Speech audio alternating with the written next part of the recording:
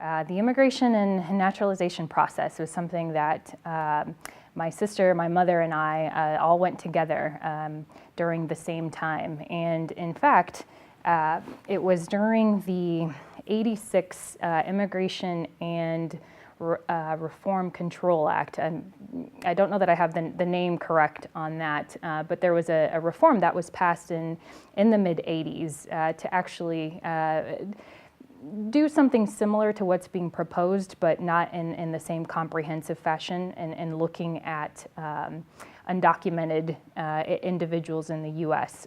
My father was working in the grape fields in Napa Valley, and so this reform impacted agricultural workers, and he was able to obtain his residency through this Reform Act.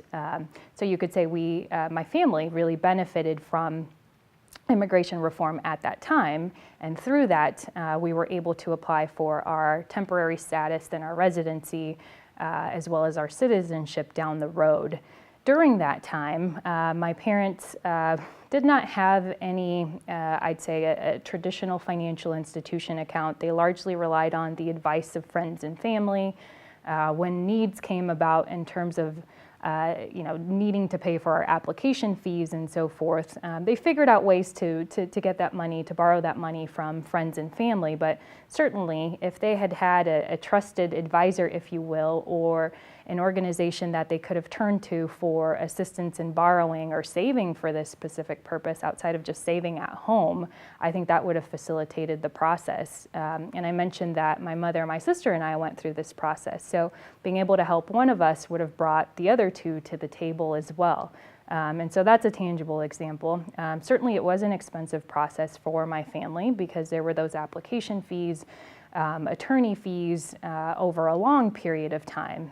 So it probably took us, I'd say, close to 9 or 10 years for us to go through the full immigration process. Now, again, not sure of the intricacies of what's on the table or being proposed currently. That might look all sorts of different ways in terms of what the requirements are going to be, but likely there are going to be quite a few requirements, and it's going to be an expensive process. Once my family was able to get banked, it really happened through referrals.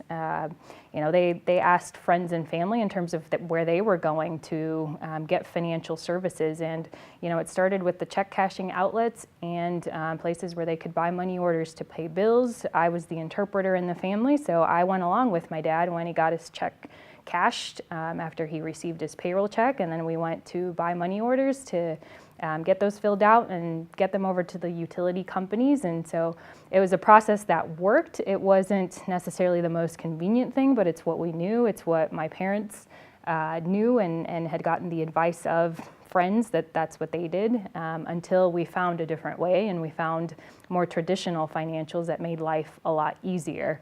And what that translates into is, the key to building that relationship was learning more about options and access and financial education, which is, I think, a role that credit unions could definitely play. And had we had that sooner, I think life would have been a little bit easier with more options along the way.